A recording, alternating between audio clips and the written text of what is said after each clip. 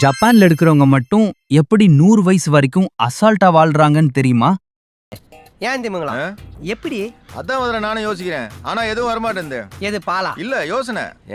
2024 report படி ஜப்பான்ல 100 வயசுக்கு மேல வாழ்றவங்களோட எண்ணிக்கை 95,000 பேத்துக்கும் மேலன்னு சொல்றாங்க.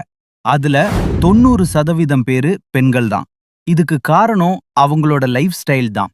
அவங்க டெய்லி லைஃப் ரொம்ப simple. No junk, no over spicy food, fish, seaweed, rice, green tea.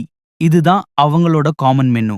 அது மட்டும் இல்ல, டெய்லி 10,000 ஸ்டெப்ஸ் வாக் பண்ணுவாங்க. ஜிம்க்கு போகாம வீட்டு வேலை பார்க்கறது, சைக்கிளிங், மார்க்கெட்டுக்கு நடந்து போறது இதெல்லாம் ஃபாலோ பண்றாங்க.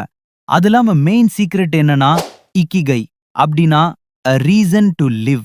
இதெல்லாம் தான் ஜப்பான் மக்கள் ஃபாலோ பண்றாங்க.